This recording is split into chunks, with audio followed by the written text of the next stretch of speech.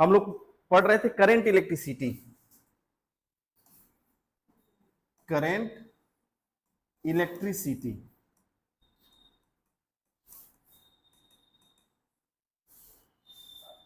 जिसमें दो टॉपिक हो चुका था। एक हो गया था इलेक्ट्रिक करंट, इलेक्ट्रिक करंट, और सेकेंड आप पढ़ चुके थे करंट डेंसिटी, करंट डेंसिटी। ये दो टॉपिक हम लोग पढ़ चुके थे, ठीक है। आज हम लोग पढ़ना है कि चूंकि देखो रियल में जो किसी भी सब्सटेंस को तीन पार्ट में डिवाइड किए हो आप, कंडक्टर, इंसुलेटर और सेमीकंडक्टर। तो जो कंडक्टर होते हैं वो मैक्सिमम मेटालिक होता है। क्या होता है?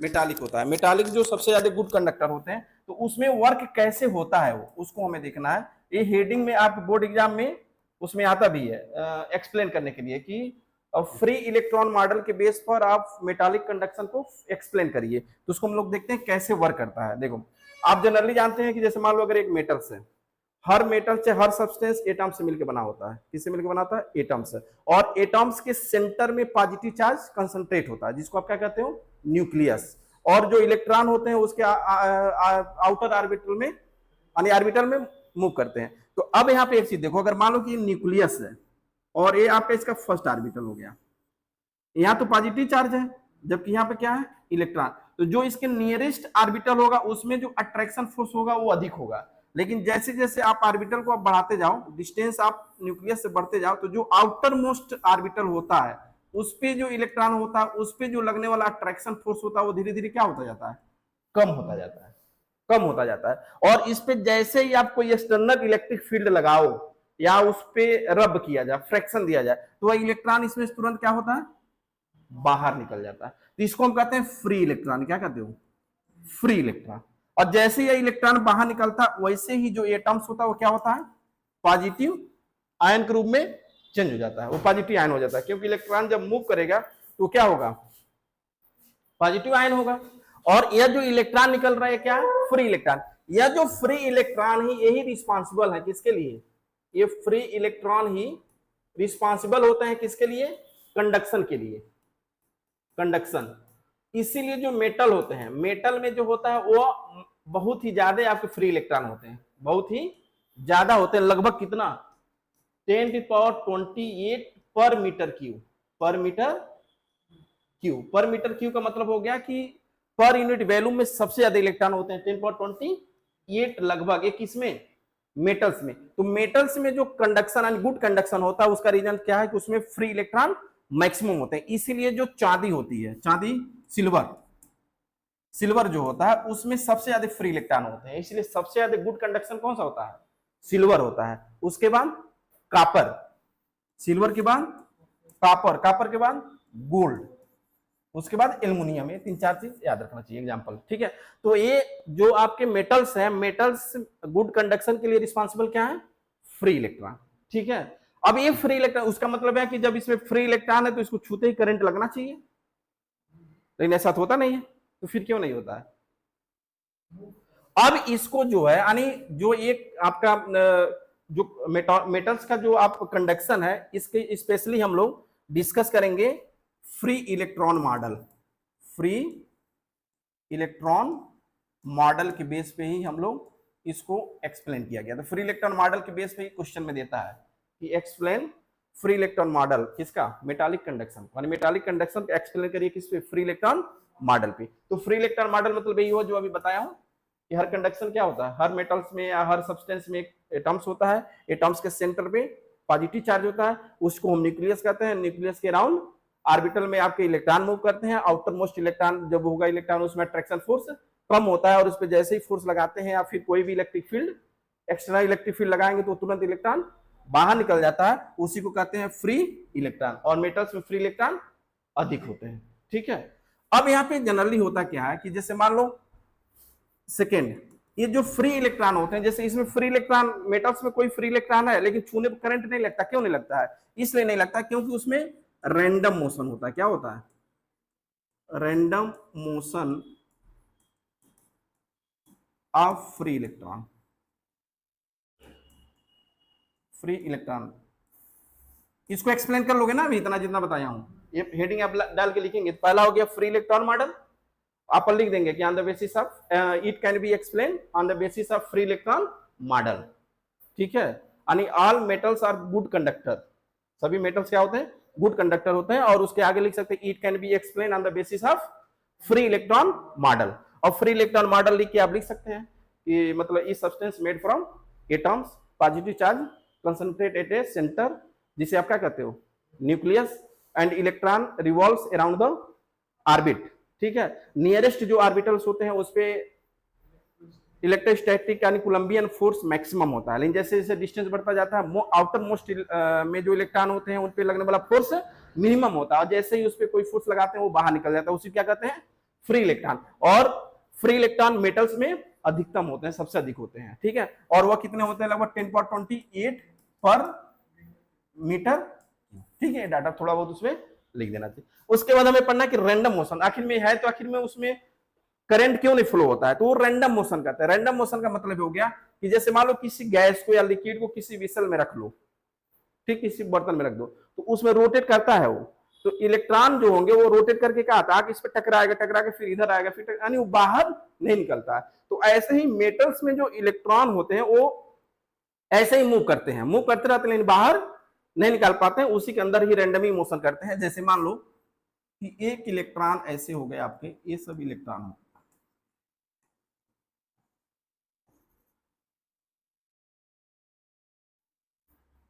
ये जो इलेक्ट्रॉन होते हैं, ग्रुप ऑफ इलेक्ट्रॉन, इसको कहते हैं इलेक्ट्रॉन गैस, क्या कहते हैं, ये जो भी आपके फ्री इलेक्ट्रॉन इसमें है, बहुत सारे इलेक्ट्रॉन होंगे ना, तो उनके ग्रुप ऑफ इलेक्ट्रॉन को क्या कहते हैं, electron gas. Group of electron को क्या कहते हैं, इलेक्ट्रॉन गैस। इलेक्ट्रॉन गैस होते हैं क्योंकि वो गैस की तरफ भी है, इधर उधर रैंडमली मोशन करते रहते हैं। जबकि ये फ्री इलेक्ट्रॉन को हम क्या कहते हैं, कंडक्शन इलेक्ट्रॉन भी कहते हैं। कहीं कहीं अगर आ जाएगा तो उसका मतलब आप फ्री इलेक्ट्रॉन ही समझेंगे, कंडक्शन इलेक्ट्रॉन कहते हैं। अब इसमें क्या होता है कि रैंडमली मोशन करते हैं। जैसे मान लो ए आ किससे टकराया, ठीक, ऐसे टकराया, ऐसे जाके ये रैंडमली मोशन करते रहते हैं, रैंडमली मोशन करते रहते हैं। अब यहाँ पे ये इलेक्ट्रॉन आपस में जब कोलिजन करेंगे तो ये जितना डिस्टेंस इधर जाएगा उतना ही हो सकता है ये भी मूव करके इधर आए, या फिर जिस स्पीड से ये मूव कर रहा है हो सकता है उसी स्पीड से ये मूव करे और उसके अपोजिट डायरेक्शन में मूव करे। भाई सब इधर उधर मूव कर रहे हैं, तो अगर यह इलेक्ट्रॉन इधर जा रहा है तो दूसरा इलेक्ट्रॉन हो सकता है इधर आए, तीसरा इलेक्ट्रॉन इधर जाए तो ये इलेक्ट्रॉन हो सकता है इधर आए। तो जनरली जब हम एवरेज निकालते हैं, यानी ये जो स्पीड होती है, ध्यान देना, जो फ्री इलेक्ट्रॉन, जो ये आपके ग्रुप ऑफ इलेक्ट्रॉन होता है, जो रैंडमली मोशन होता है, इसको हम कहते हैं थर्मल वेलोसिटी। क्या कहते हैं, थर्मल वेलोसिटी। इनका टोटल जो वेलोसिटी होगा इसको कहेंगे हम thermal velocity. Thermal velocity. Ojha sir से इतना ज्यादा मोटिवेट हो गए कि टाइम का पालन करना ही भूल गए क्या जी। इसको क्या कहेंगे, थर्मल वेलोसिटी। तो ये जो रैंडमली मोशन हो रहा है ये थर्मल वेलोसिटी हो गया। जैसे मान लो अगर एक इलेक्ट्रॉन की वेलोसिटी कितनी है, u1, मान लिया जाए कि पूरे विषय में कितने इलेक्ट्रॉन है, कैपिटल एन, कितने हैं, कैपिटल एन, बहुत सारे इलेक्ट्रॉन होंगे। तो पहले का स्पीड क्या है, u1, दूसरे की स्पीड क्या हो जाए, u2, ऐसे डॉट डॉट जितने हैं उतने हो जाएंगे, un हो जाएगा। तो अगर इन टोटल का एवरेज निकालो, u1 plus u2 plus u3 plus dot dot un upon क्या हो जाएगा, कैपिटल एन। तो इनका जो एवरेज वेलोसिटी आएगी, नहीं जो थर्मल वेलोसिटी टोटल आएगी, उसकी वैल्यू क्या हो जाएगी, 0 हो जाएगा। यानी इसमें फ्री इलेक्ट्रॉन है, लेकिन बिना एक्सटर्नल इलेक्ट्रिसिटी की वजह से जो उसका टोटल मोशन है, यानी जो थर्मल वेलोसिटी वो क्या हो गया, 0 हो गया। यानी इसको लिख सकते हैं V A B, average velocity, average velocity, इसको इक्वल टू, इसको हम इस रूम में भी अगर कहीं लिखा रहेगा तो घबराएंगे नहीं, सिग्मा वी आई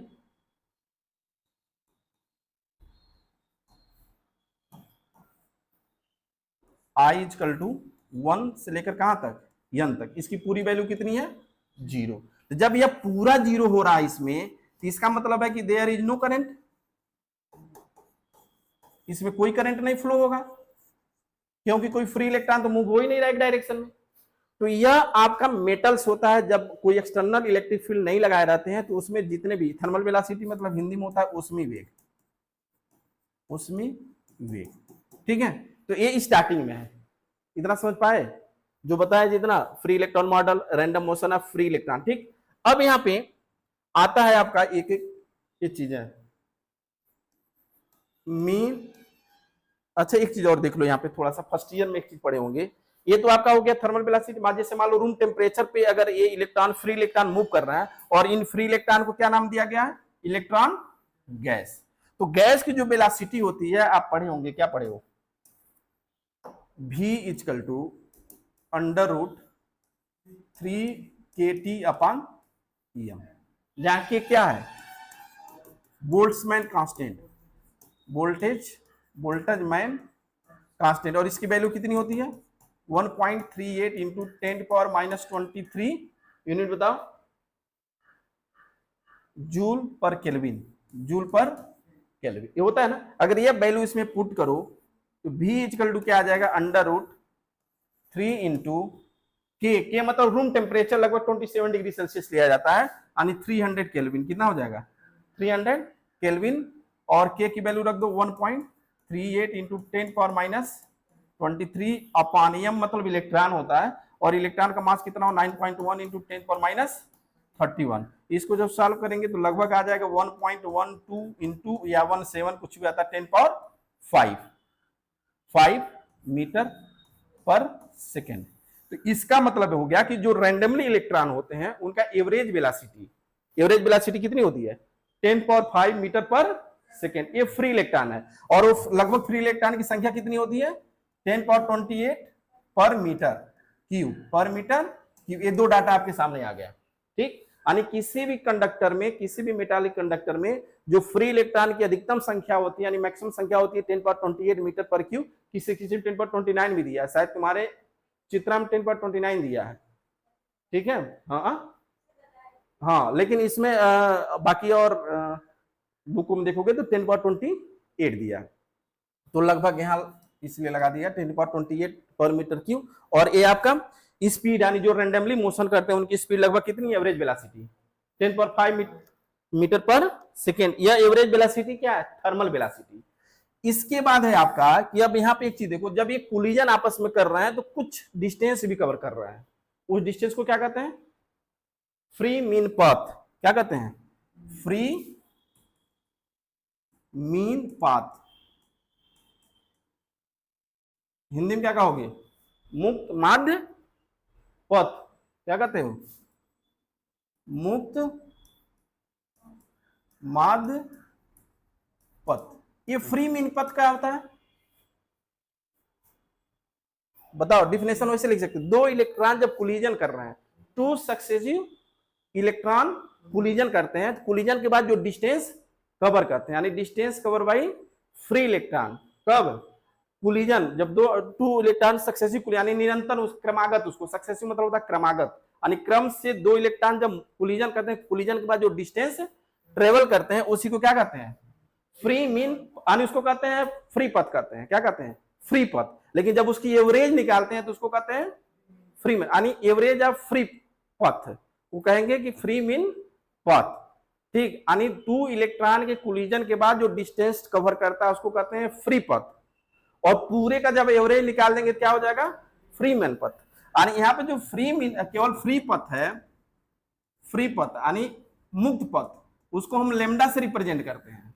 लेकिन जब फ्री मीन पथ होगा, फ्री मीन पथ किसका हो जाएगा, एवरेज ऑफ फ्री पथ, तो उसको फ्री मीन पथ को किससे रिप्रेजेंट करते हैं बताओ, लेमडा बार, किससे, लेमडा बार से, ठीक। और ये लगभग आपका होता है lambda bar equal to 10⁻⁻9 metre, कितना होता है 10⁻⁻9 मीटर की आर्डर की होती है लगभग, यानी जो ये डिस्टेंस कवर करेगा वो कितना कर सकता है 10⁻⁹ मीटर का, ठीक है। यानी दो कोलिजन के बाद जो डिस्टेंस कवर करेगा ये होगा, ये हो गया,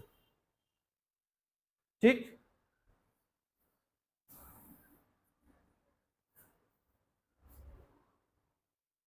इसके बाद है तुम्हारा ये दो इलेक्ट्रॉन जब आपस में कोलिजन कर रहे हैं तो कोलिजन के करने के समय कुछ टाइम भी तो लगेगा, उसको क्या कहते हैं, कौन सी टाइम कहोगे, श्रांतिकाल, हिंदी में कहोगे श्रांतिकाल, और इंग्लिश में क्या होता है, रिलैक्सेशन टाइम, रिलैक्सेशन टाइम।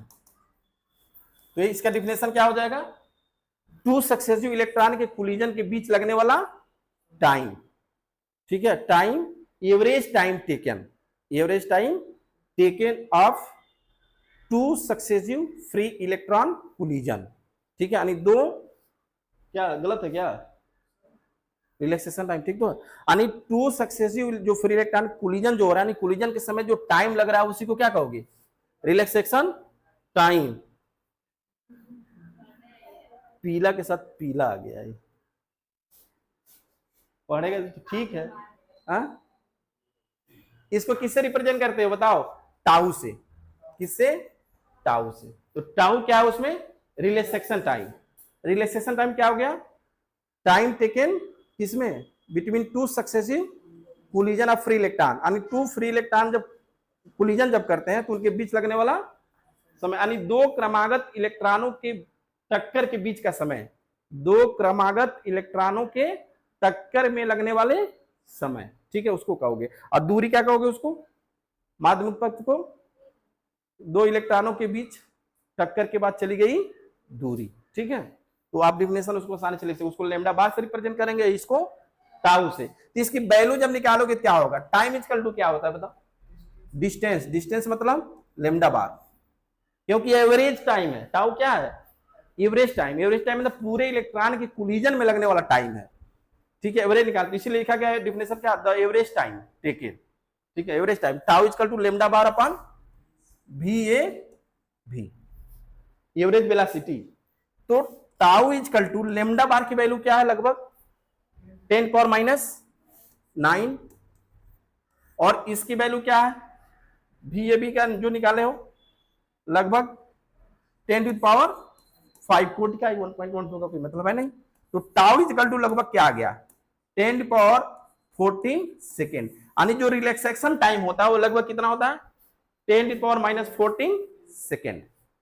तो आपके 3-4 डाटा मिले, पहला 10⁻28 या 29 जो भी है देख लो, दूसरा आपका क्या हो गया, जो फ्री मेन पथ है वो क्या है 10⁻9 है, और जो एवरेज वेलोसिटी वो लगभग किस कोटि का होता है 10⁵, और ये आपका 10⁻14 सेकेंड। यह कब है, जब यह कंडक्टर की तरफ बिहेव नहीं करानी, जब कोई एक्सटर्नल इलेक्ट्रिक फील्ड नहीं लगाया गया है तब है, ठीक।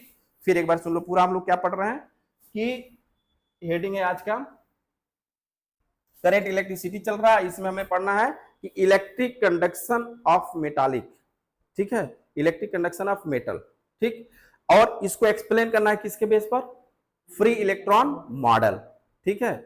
तो क्वेश्चन ये आता है कि मतलब मेटालिक कंडक्शन को एक्सप्लेन करिए फ्री इलेक्ट्रॉन मॉडल के बेस पर, यह थियरी का एक पोर्शन है जो अक्सर एग्जाम में बोर्ड में तुम्हारे आता है। तो इसमें जनरली पहले क्या एक्सप्लेन करोगे, बताया हूं कि हर सब्सटेंस क्या है, पहले आप लिख देंगे कि all metals are good conductor, और नीचे लिख देंगे it can be explain on the basis of free electron model, और उसके बाद हेडिंग लिख देंगे फ्री इलेक्ट्रॉन मॉडल।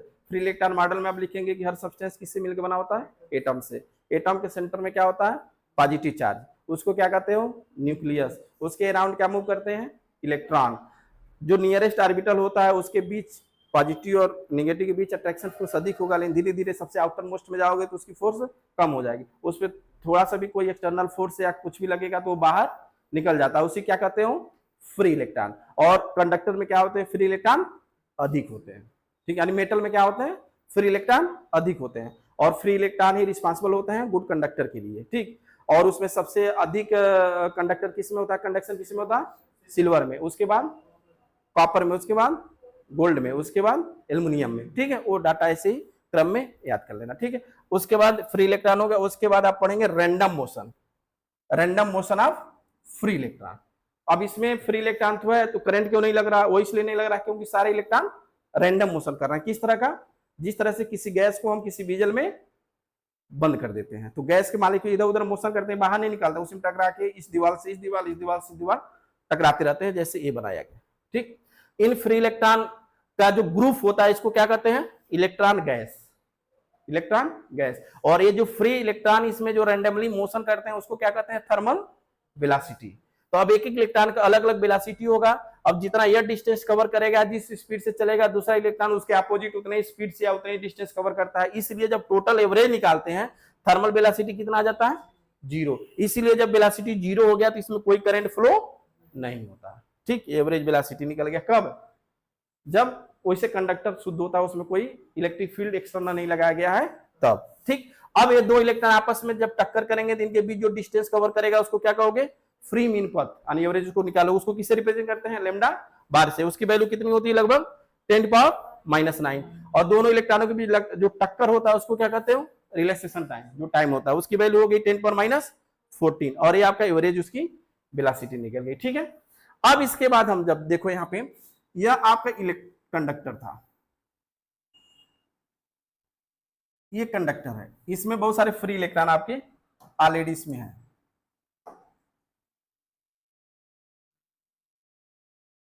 ये फ्री इलेक्ट्रॉन बहुत है, इसमें खूब मूव कर रहा है। लेकिन कब है, जब इसमें कोई एक्सटर्नल इलेक्ट्रिक फील्ड नहीं लगाया गया। अब इसको मान लो किसी बैटरी से कनेक्ट कर दिया गया, ये हायर पोटेंशियल हो गया और ये लो पोटेंशियल हो गया, हाई पोटेंशियल हो गया और लो पोटेंशियल हो गया। ठीक, इलेक्ट्रिक फील्ड इसमें, इलेक्ट्रिक फील्ड की डायरेक्शन क्या हो गई, ये हो गया, इधर होगा पॉजिटिव से नेगेटिव की तरफ, ये डायरेक्शन हो गया। लेकिन जो इसमें फ्री इलेक्ट्रॉन थे, वह इलेक्ट्रॉन अब क्या करेंगे, ये माइनस जो है वह एक सर्टेन वेलोसिटी से एक डायरेक्शन में मूव करना शुरू कर देंगे। यानी वह इलेक्ट्रॉन क्या होंगे, अब एक डायरेक्शन में मूव करना शुरू कर देंगे। कब, जब इलेक्ट्रिक फील्ड ई लगाया गया, यानी ये V वोल्ट का बैटरी से जब कनेक्ट करे तो इसके इनसाइड, यानी इस कंडक्टर के इनसाइड अंदर एक इलेक्ट्रिक फील्ड स्टेब्लिश हो गया। और इलेक्ट्रिक फील्ड स्टेब्लिश होने से सारे जो रैंडम इलेक्ट्रॉन मूव कर रहे थे वह एक डायरेक्शन में मूव करने लगे। तो वह जब एक डायरेक्शन मूव कर रहे थे तो इसका स्पीड, इसका मतलब चेंज हो गई।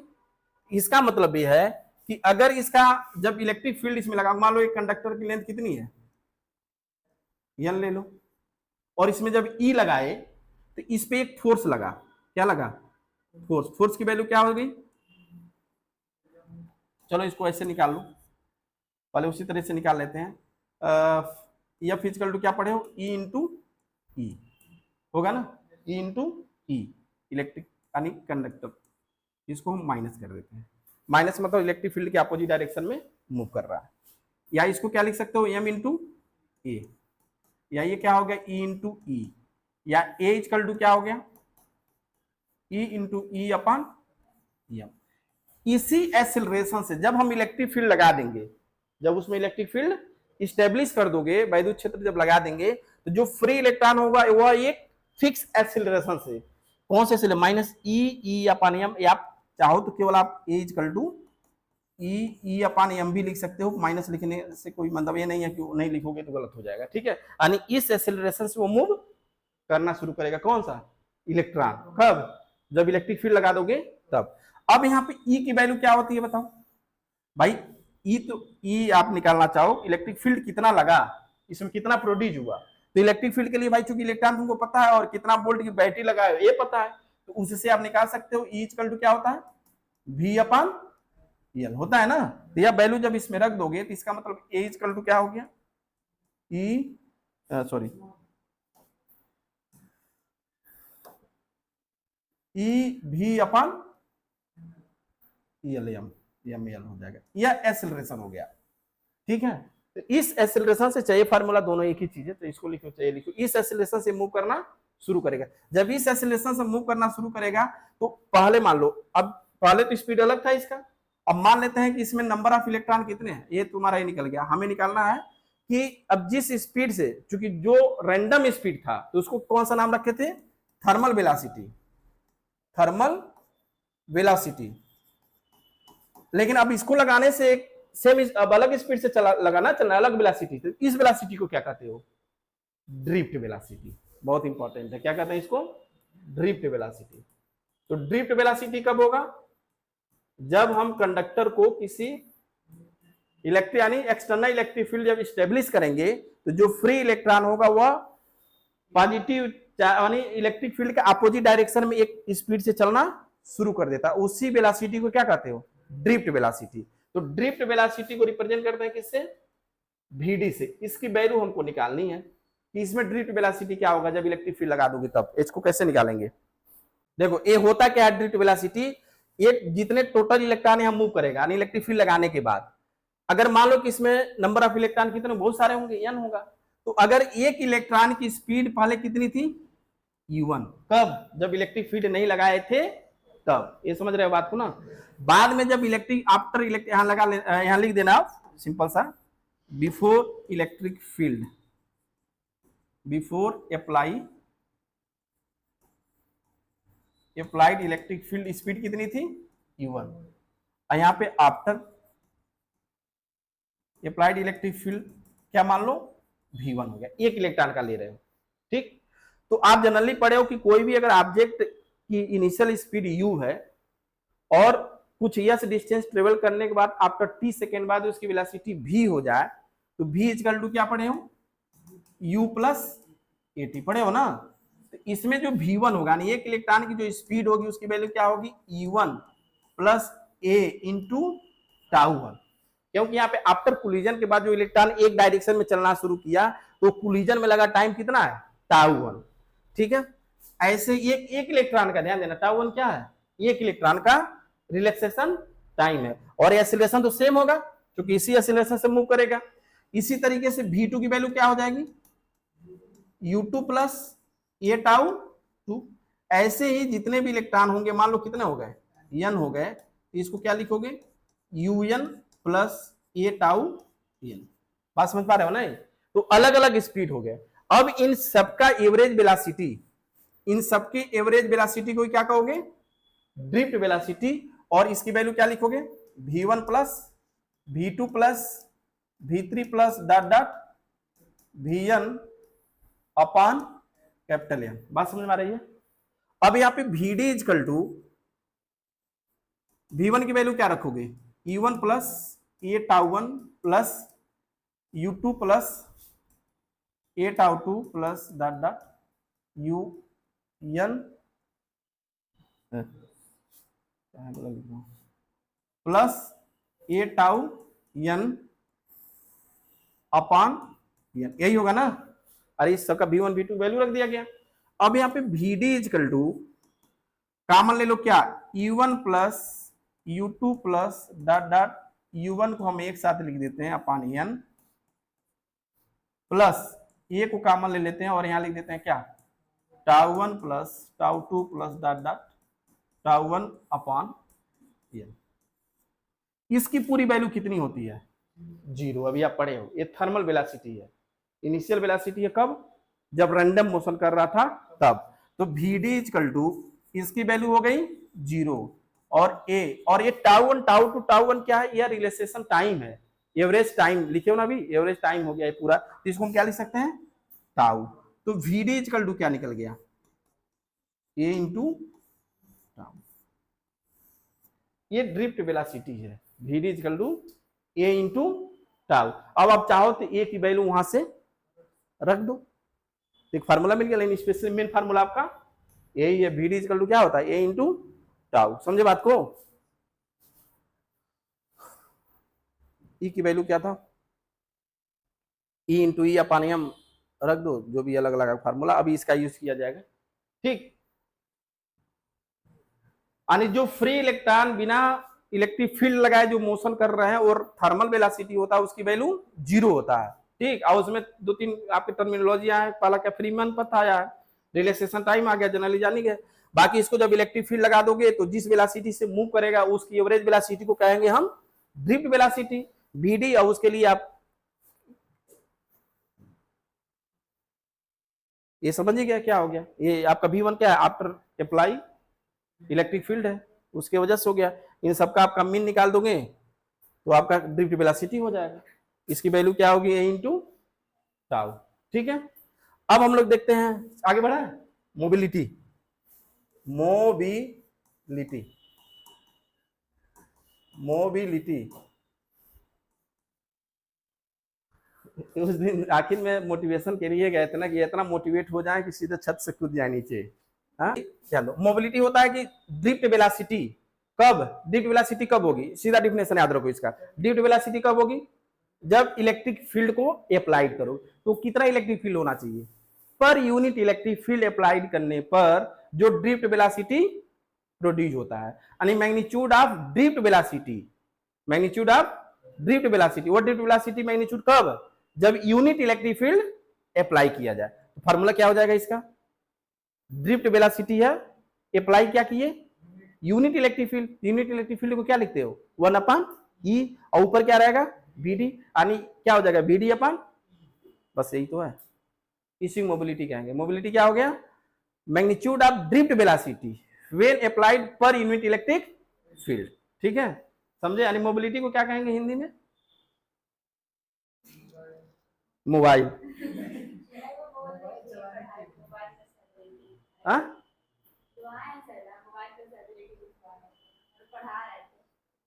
मोबिलिटी बताओ यार, हिंदी में क्या कहेंगे उसको, देख लेना उसको, ठीक है, हिंदी मोबिलिटी देख लेना किताब में क्या मोबिलिटी। देखो क्या, इसको हम म्यू से रिप्रेजेंट करते हैं, किससे, म्यू से। तो इसको हम क्या लिखेंगे, drift velocity, drift velocity. Drift velocity को कहते हैं अनुगमन वेग, क्या कहते हैं, अनुगमन वेग, upon electric field, electric field, यानी म्यू इक्वल टू हो गया Vd upon E, Vd upon E। ठीक है, ये तो सिंपल सा डिफिनेशन है। लेकिन अभी आप पढ़े हो कि Vd इक्वल टू क्या होता है बताओ, A इंटू टाउ। डेराइव इसको करना है, ये तो Vd अपॉन E तो डिफिनेशन हो गया, डेराइव करो। Vd इक्वल टू क्या हो गया, A इंटू टाउ, और A की वैल्यू अभी क्या पढ़े हूं, E इंटू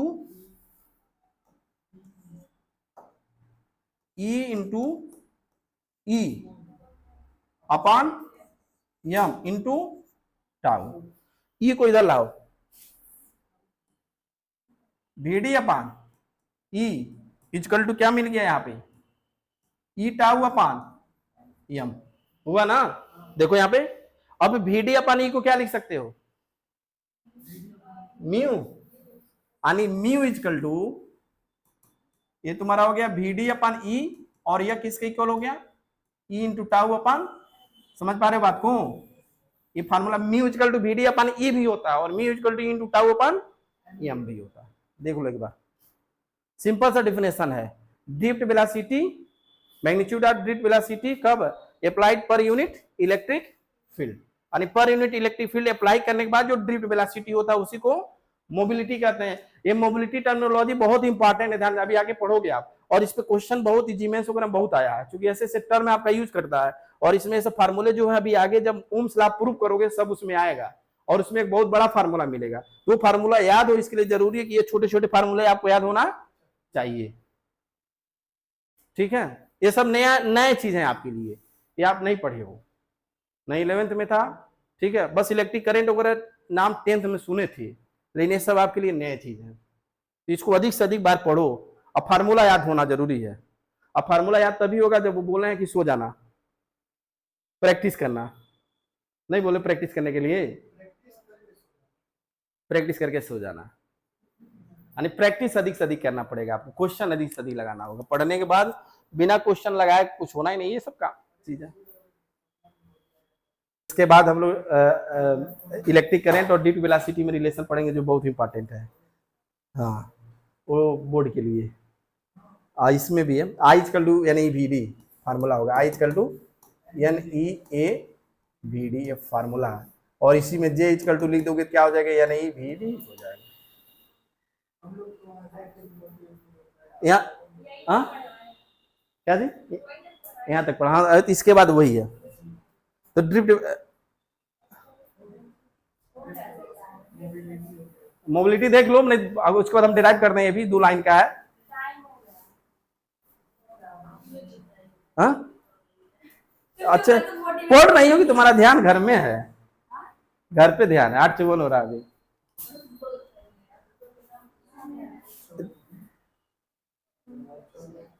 हाँ ठीक है ना जी, ड्रिफ्ट वेलोसिटी समझ गए ना क्या होता है, और ड्रिफ्ट वेलोसिटी के डेरिवेशन वगैरह करना कर लोगे ना, कैसे फार्मूला, ये सब भूल जाए तो भी दिमाग में याद रखो, ऐसे डेरिवेशन जब दिमाग में सेट करोगे फार्मूला अपने आप याद हो जाएगा। बाकी मोबिलिटी हो गई। अब हम लोग देखते हैं लास्ट हेडिंग आज का, रिलेशन बिटवीन, देखो ये जितना सुनो तो जाके 2-4-5 मिनट घंटी लगने के बाद समय मिले तो एक एक लिखने के अपने आप लिखो, ऐसे देखो लिख पाते हो कि नहीं लिख पाते हो। अरे घंटी लगने के बाद, चाहे घंटी लगे चाहे अब जैसे भी लिखो। हाँ, relation between electric current and drift velocity. नहीं प्रयास तो करना भाई अच्छा करने का, लेकिन अब अरे मतलब तुम्हारे मैनेजमेंट ये सब कट करना पड़ेगा, बहुत सब देखना पड़ेगा, कट कर करके बाहर करना पड़ेगा। चलो चलिए, relation between electric current and drift velocity. Drift velocity क्या है, सबसे पहले आप फिगर बनाओ सिंपल सा। इसका लेंथ ले लीजिए कितना, L, इसमें आप एक बैटरी जोड़ दो, बैटरी जोड़ दिया गया, प्लस हो गया और एक माइनस हो गया। इसके अंदर क्या हो जाएगा, इलेक्ट्रिक फील्ड। इलेक्ट्रिक फील्ड की डायरेक्शन ऐसे लिख दोगे। अच्छा इधर से भी वेक्टर लगा सकती हो ना जी, ऐसे ऐसे नहीं लगाओगे रो। अच्छा अच्छा, वेक्टर ऐसे नहीं होता है, ऐसे। और यहाँ पे जो इलेक्ट्रॉन होगा माइनस एम मूव करेगा किस स्पीड से, वीडी वेलोसिटी से। ये समझ में आई चीज है, यहाँ आपने वी बोल्ट से लगा दिया। अब यहाँ पे मान लो कि मान लिया जाए कि small N equal to number of electron है, नंबर ऑफ इलेक्ट्रॉन है, नंबर ऑफ इलेक्ट्रॉन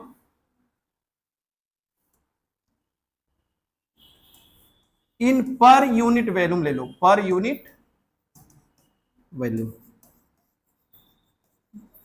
यानी जो नंबर ऑफ इलेक्ट्रॉन है वो एकांक आयतन में नंबर ऑफ इलेक्ट्रॉन कितना है, small N. L equal to क्या है इसका, लेंथ ऑफ कंडक्टर या वायर जो भी लिख सकते हो, ठीक। क्रॉस सेक्शन एरिया, ए इसका क्या है, cross section area, cross section area. अब यहां पे एक चीज बताओ तुम, अगर L equal to number of electron per unit volume है और इसका लेंथ एल है और एरिया ए है, तो टोटल वॉल्यूम इसका कितनी होगी। अरे कहां दब गया ये, ठीक है। तो टोटल वॉल्यूम इसकी कितनी होगी बताओ, टोटल वॉल्यूम कंडक्टर का कितना होगा, हाँ कंडक्टर का ए इंटू एल होगा ना। अरे इसका क्रॉस सेक्शन ए, लेंथ ए हो गया। अब पर यूनिट वॉल्यूम में नंबर ऑफ इलेक्ट्रॉन कितना है, एल, तो टोटल नंबर ऑफ इलेक्ट्रॉन कितने हो जाएंगे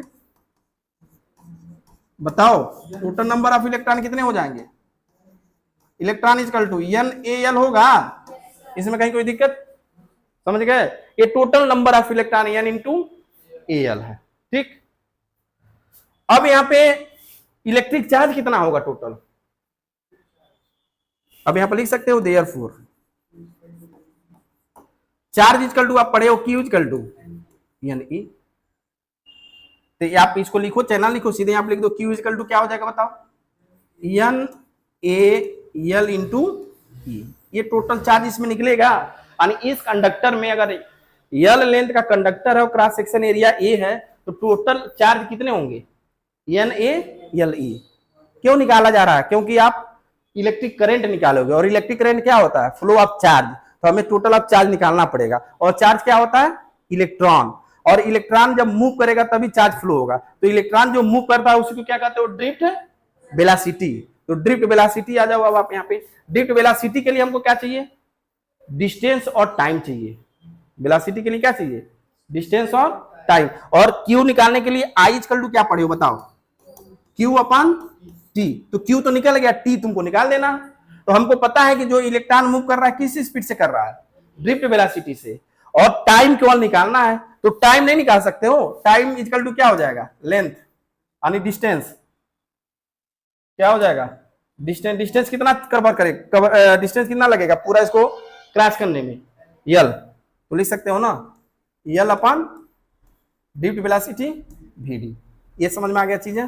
अब बाकी आई इक्वल टू आप क्यू, क्यू अपन टी होता, क्यू की वैल्यू क्या निकला, N A L E upon T, T का मतलब यल अपन vd, यल से यल खत्म। तो आई इक्वल टू क्या हो गया, N E A B D. बस ये फार्मूला का देखो कितना आसान है। क्या किया गया, छोड़ो इसको, क्या किया गया, सबसे पहले कंडक्टर लिए जिसका लेंथ कितना लिए, यल, क्रॉस सेक्शन एरिया कितना लिए, इसकी वैल्यू कितनी हो जाएगी, ए इंटू यल हो जाएगा ना। पर यूनिट वैल्यू में नंबर ऑफ इलेक्ट्रॉन कितना माने हो, स्मॉल एन, तो टोटल नंबर ऑफ इलेक्ट्रॉन कितने हो जाएंगे, एन ए एल। ठीक है, अब इसमें टोटल नंबर इलेक्ट्रॉन निकल गया, N A L E, N A L E charge होगा, यानी टोटल इलेक्ट्रॉन निकाल दिए एन ए एल। अब चार्ज कितना हो जाएगा, एन ए एल ई, क्योंकि एन ए एल एन हो गया और ई। ठीक, अब एक तुम्हें चार्ज मिल गया, अब हमको धारा निकालनी है, करंट। तो I equal to Q upon T है, तो टी निकालने के लिए क्या करेंगे, क्योंकि हमको पता है कि इलेक्ट्रॉन जो मूव कर रहा है वो किस स्पीड से कर रहा है, vd से। कितना डिस्टेंस अगर पता है तो टी निकालोगे, तो टी इक्वल टू क्या हो गया, एल अपन। अब टी की वैल्यू यहीं पे क्या करोगे, रख दोगे, आंसर आ गया। डिराइव ऐसे बोल सकते हो, नहीं नहीं बोल पाओगे। ठीक है, अब इसी में करंट डेंसिटी अगर आ जाए, current density J, J equal to क्या होता है बताओ, आई अपन ए। तो इसलिए जे इक्वल टू क्या हो जाएगा बताओ, एन ई वी डी। ये क्या हो गया, जे हो गया। और इसको वेक्टर फॉर्म में अगर लिखना हो तो जे इक्वल टू लिख दो minus N E V D, vector लगा दो इसमें। तो माइनस चिन्ह क्या दर्शा रहा है, कौन सा, ड्रिफ्ट वेलोसिटी, यानी करंट डेंसिटी ड्रिफ्ट वेलोसिटी के अपोजिट होता है, यानी धारा घनत्व अनुवन वेग के अपोजिट होता है, यह इसमें शो कर रहा है। ठीक है, आज के लिए बस इतना ही, फिर मिलते हैं कल।